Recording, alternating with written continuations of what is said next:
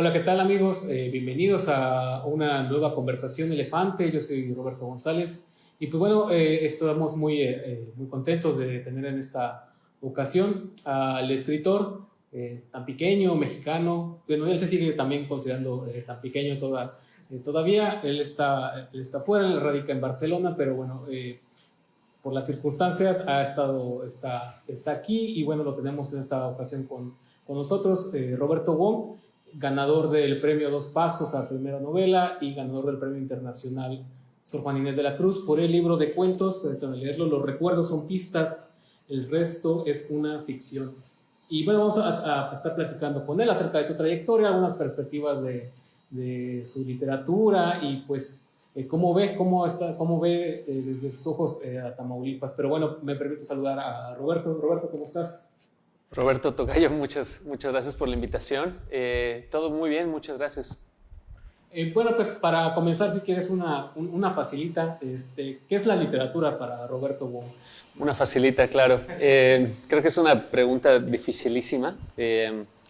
Estaba pensando en esto cuando me dijiste un poco de qué iba a ir la entrevista y creo que hay distintas maneras de abordarlo, pero yo recuerdo mucho una cita de Roberto Bolaño en la que cuenta que hay que imaginar a un samurái que sale a la batalla a pelear contra un monstruo y sabe que va a perder, sabe que va a ser derrotado. Y para mí esta imagen resume perfectamente lo que es la literatura. Un escritor siempre sale a enfrentarse con algo. Puede ser una obsesión, puede ser su propia vida, puede ser simplemente una historia que quiere narrar. Y ese combate siempre representa un fallo, ¿no? El combate se libra con el lenguaje, se libra contra uno mismo, contra las limitaciones que uno mismo tiene y no sale indemne, ¿no? Entonces, yo diría que eso es la literatura, ese proceso, esa batalla. Y en ese sentido, veo que has escrito novela y cuento. ¿Cómo ha sido ese paso de entre esos distintos tipos de narrativas? Y también te quisiera preguntar si en tu caso ¿hay alguna búsqueda o alguna constante que hayas entre lo que escribes? Bueno, hace un poco me hice esa pregunta, de dónde nace lo que escribo, y yo creo que se mezclan dos cosas. Una son obsesiones personales. Comentábamos fuera del aire que sentía, por ejemplo, que la primera novela, París DF, y la que acabo de terminar de escribir, que se llama Bosques que se incendian, las dos, pese a que son temas completamente distintos, tienen por eje horizontal o eje en común la idea de la rebelión. La rebelión contra la realidad, por un lado, la rebelión contra la memoria, por el otro lado. Y esta idea nació en algún momento en mí como una especie de revelación que tenía que ver con la literatura. Te permite salirte un poco de los confines en los que estamos, ¿no? De estas cuatro paredes que nos ciñen o que nos constriñen. Y esa posibilidad de acceder a algo más, de salir de digamos, esta realidad, fue para mí ese acto de rebelión. Entonces, mucho nace de ahí. Otra gran parte también nace de lo que me sucede. El libro de cuentos que mencionas se nutre mucho de los años que viví en Estados Unidos. De alguna manera u otra giran en torno a una especie de idea de frontera, ya sea una frontera metafísica, una frontera personal o una frontera física. Entonces, si cruzo esos dos espacios, mi vida personal, lo que me sucede y mis obsesiones, pues es un poco de donde surge todo lo que escribo. Ahora que mencionas tu libro de cuentos y también tanto en conjunto con tu novela París DF, veo que ambos están poblados por hombres, ¿no? Que están como hastiados, muy desolados. Yo veo como un tono ahí muy similar a ciertas discusiones que se están dando en el terreno de lo cultural, de lo social en cuanto a los hombres como, pues, como seres sociales, ¿no? ¿Ha sido así o digamos que ha sido un tema que tú has ido explorando? Bueno, creo que no sé bien cómo contestar esta pregunta. Creo que por un lado hay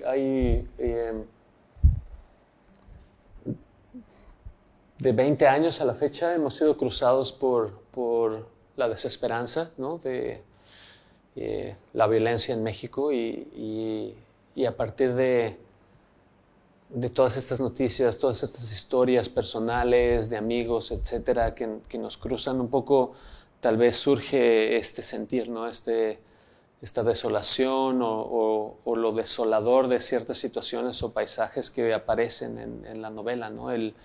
En París DF, por ejemplo, el personaje principal trabaja en una farmacia que se llama Farmacia París, que existe en la Ciudad de México, y la trama se desencadena a partir de un asalto en el que la policía mata al asaltante justo frente al personaje principal. Y esto lo lleva a una especie de delirio en el que se da cuenta que pues, su vida es esa farmacia y nunca va a salir de ahí, sin embargo él aspira más. Y esa aspiración se cristaliza en la idea de París. Y París al final del día es un símbolo para él de sobrepasar esa cotidianidad, eso que un poeta llamaba lo cotidiano ennegrecido. Entonces, sí, definitivamente tal vez es una destilación de todo lo que vivimos y de lo vuelvo a decir, una especie de acto de rebelión, de tratar de salir y sobrepasarlo. Mencionando tanto los reconocimientos que has obtenido, los premios literarios, ¿cómo los has vivido? ¿O cómo ha cambiado tu literatura a partir de ellos? ¿Te ha vuelto como que más resuelto en cuanto al ejercicio de escribir? ¿O todo lo contrario, ¿no? Yo creo que todo lo contrario, definitivamente. Uno de mis maestros, Eusebio Rubalcaba, decía que lo peor que le podía pasar a un escritor incipiente era ganar un premio literario. Y lo decía con mucha razón porque establece cierto criterio, cierta barra a la que uno trata de aspirar. Y se convierte en un autobloqueo, ¿no? Para mí sucedieron dos cosas. La primera fue que cuando me informan que gané el premio Dos Pasos, la primera cosa que quise hacer fue renunciar a mi trabajo y bueno, pensar en la literatura como la única cosa que quería realizar. Fui conociendo escritores, a gente y algunos me dijeron, mira, tranquilízate, no dejes tu trabajo. Y bueno, no lo hice. Siempre estás como un poco luchando contra esta necesidad y esta pulsión de escribir y al mismo tiempo pues de ganarte la vida. Entonces me di cuenta en ese momento que no era tan sencillo vivir como escritor y que también quizás hacerlo de alguna forma ponía en jaque o llevaba tu energía a espacios de la escritura que no necesariamente querías, o yo en mi caso como escritor quería dedicarme, ¿no? Entonces decidí no dejar de trabajar y seguir escribiendo, pero bueno, un poco el premio lo que me ayudó fue a creérmela en cierto sentido, ¿no? A decir, bueno, puedo ser un escritor, puedo tener una obra. La otra parte que quizás fue la más complicada es que al final del día un premio tampoco es la panacea ni te abre todas las puertas que uno esperaría, ¿no? Al final de escribir un segundo manuscrito, pues uno tiene que lidiar con el tema de las editoriales, de tocar puertas, son calendarios y planeaciones que van a 2 años adelante del momento en el que terminas de escribir el libro, entonces esa parte es complicada. Yo creo que ahora mi postura al respecto es que un premio te permite, en cierto sentido, te da cierta legitimidad, sobre todo contigo mismo, de decir, bueno, hay algo valioso aquí que puedo continuar explorando. Y por el otro lado también, todo lo que viene después del premio te hace, o en mi caso me hizo darme cuenta que pues hay que seguir trabajando, ¿no? Y la escritura al final del día es ese acto solitario con el texto, con el cliché de la página en blanco, y nada más. Todo lo demás es administrativo, ¿no? La publicación, las editoriales, etcétera. Sé que llevas un tiempo fuera de México, pero me gustaría saber si de alguna forma estás al tanto de autores u obras contemporáneas, y si en todo caso hay alguna, justamente, ¿no? Hay algún escritor u obra, novela, cuento, etcétera, que te entusiasme o te resulte interesante. Bueno, en mi cuenta en Instagram continuamente estoy publicando reseñas de libros, y definitivamente me acerco a la literatura desde el punto de vista del entusiasmo. En cuanto a literatura nacional, cosas que he leído recientemente, bueno, Gabriel Rodríguez Lisiaga es un gran amigo y al mismo tiempo es un gran cuentista. México tiene una gran tradición en cuanto al cuento corto que vale la pena rescatar y leer. Otra gran escritora a la que leí hace poco es Aura García Junco, cuyo libro En Tierra Adentro, Anticitera, es una exploración bastante interesante sobre la tradición, la memoria, y bueno, vale la pena leer la novela. Y por lo pronto me vienen estos dos nombres a la cabeza.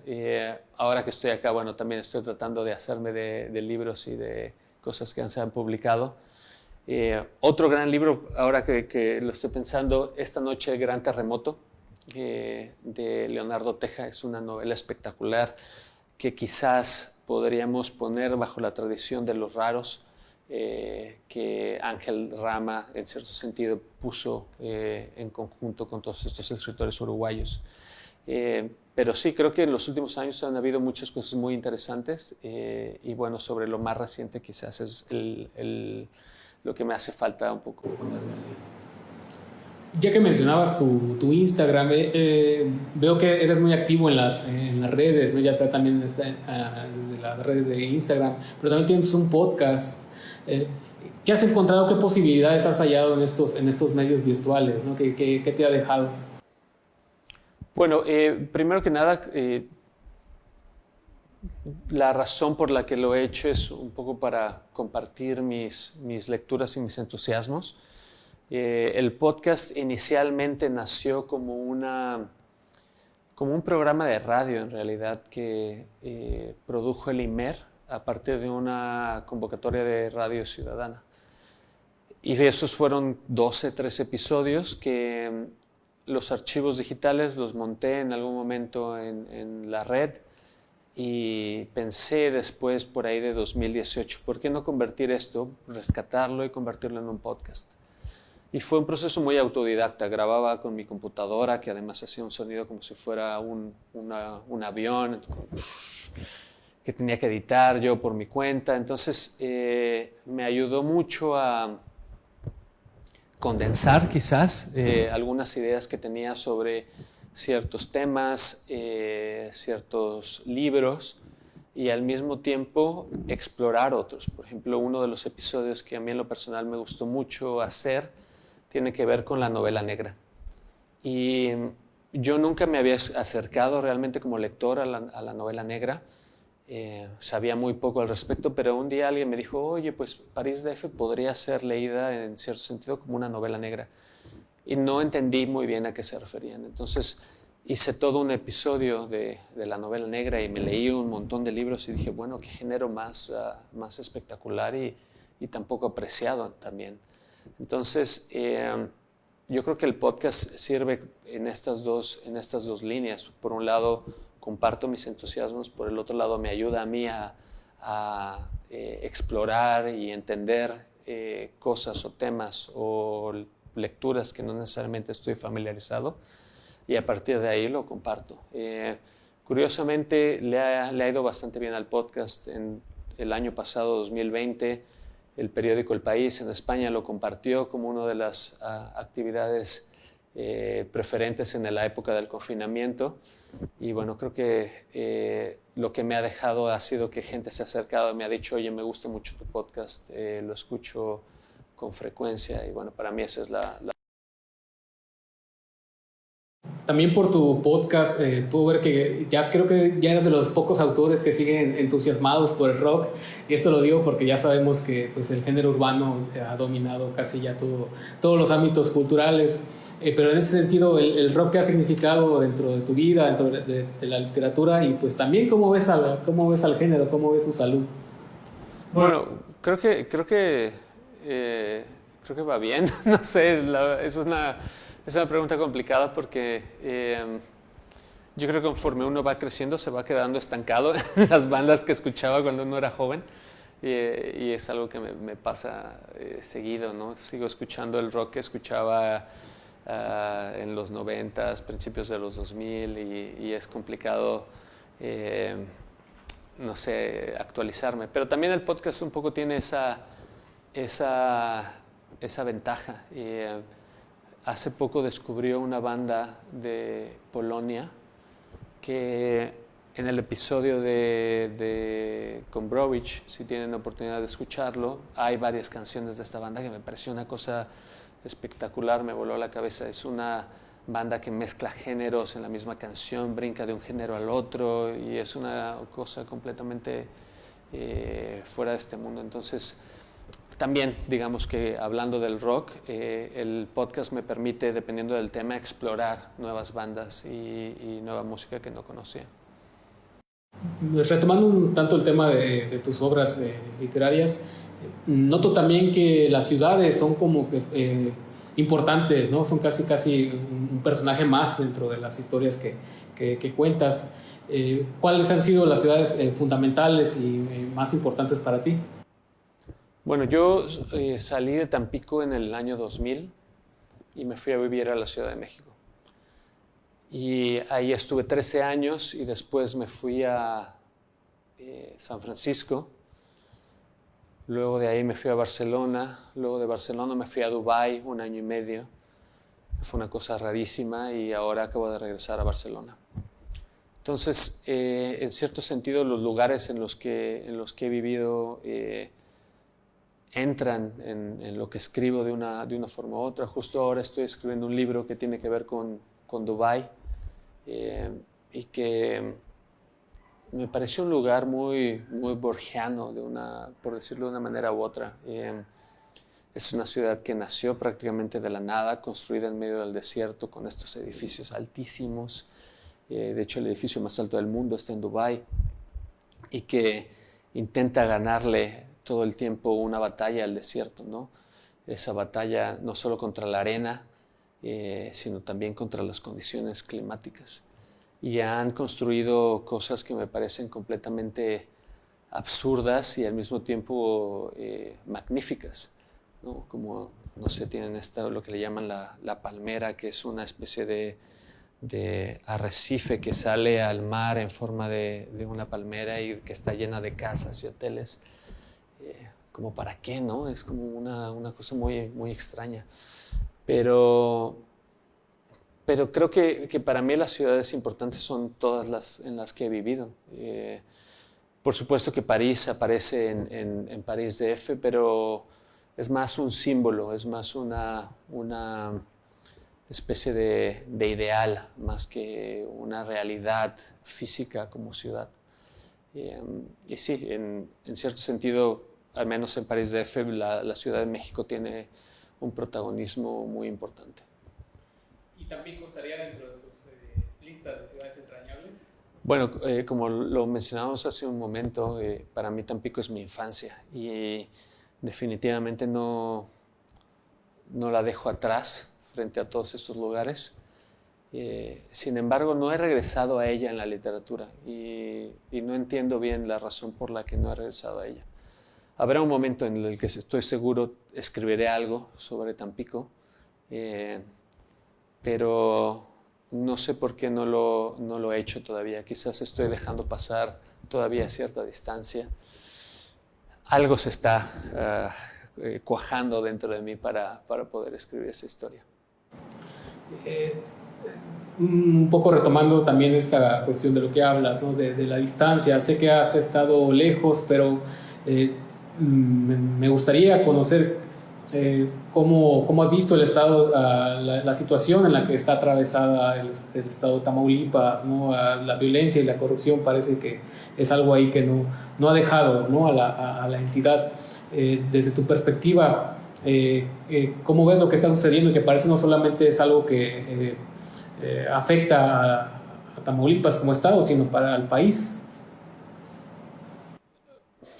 Pues un poco me quedo sin palabras, la verdad. Yo a Tampico no regresaba hace 7, 8 años, que es más o menos el tiempo que llevo fuera de México también.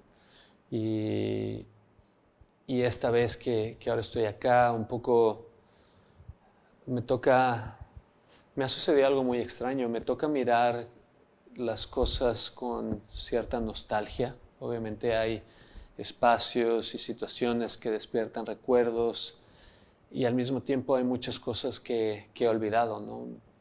Conversaciones con mi familia aquí, con mi mamá, me dice, oye, ¿recuerdas esto? ¿Recuerdas aquello?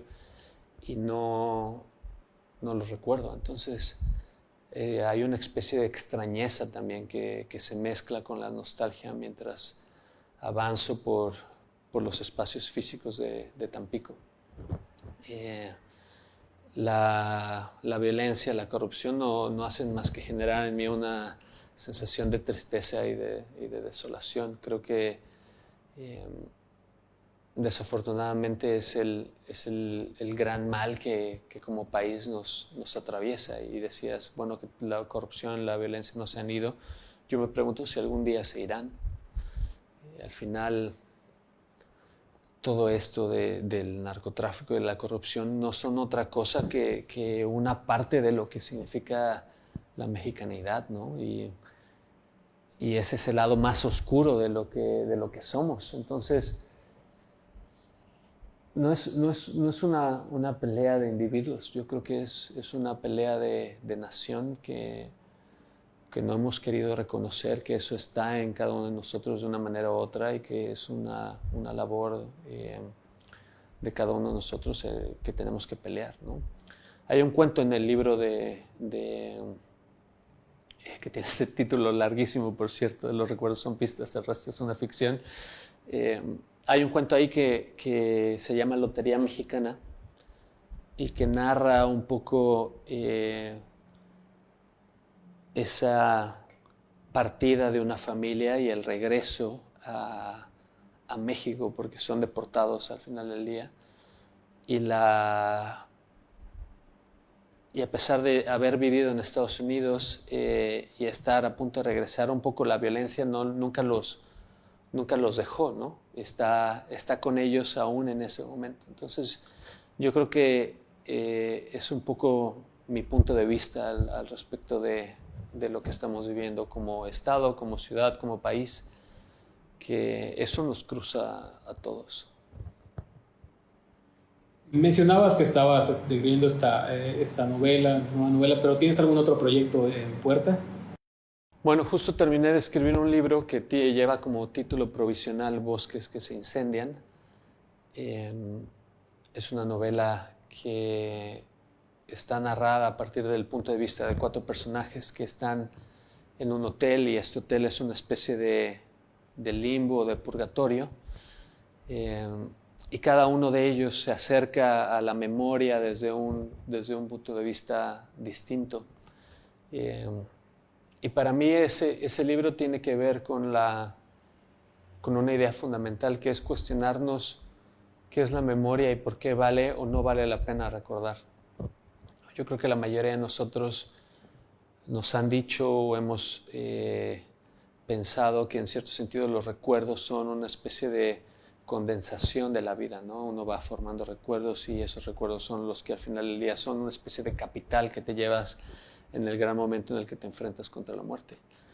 Pero por el otro lado creo que también la memoria tiene esta gran carga y peso que puede convertirse en una condena, ¿no? Una condena en vida, ¿no? Sobre todo cuando no logras perdonar o cuando no logras olvidar cosas que pues, se quedaron atrás. Y para mí este libro, esta novela, aborda estos temas. Me parece que pues es una pregunta que hay que hacernos, ¿no? ¿Qué tanto de lo que recuerdo me está estorbando y valdría la pena quizás dejarlo atrás? Roberto, ¿algo más que nos quisieras compartir? Bueno, muchas gracias por la invitación. Es un placer tener esta charla con ustedes. Y pues que para mí ha sido una gran dicha volver a Tampico. Espero poderlo hacer en algún momento en el futuro. Y bueno, espero que los que nos vean sigan leyendo y comprando libros porque es una gran actividad, sobre todo en esta época en la que nos hace falta perspectivas para entender todo lo que sucede. En redes sociales me pueden encontrar en Instagram como robb.wong, Rob Wong. Y tengo una página web en la que están listados todos los podcasts que se llama el-medioanaquel.com. Pues muchísimas gracias, Roberto Wong, por esta conversación de Elefante. Y pues sigan con nosotros en elefanteblanco.mx. Seguiremos informando sobre temas de conversación, memoria en Tamaulipas. Muchas gracias.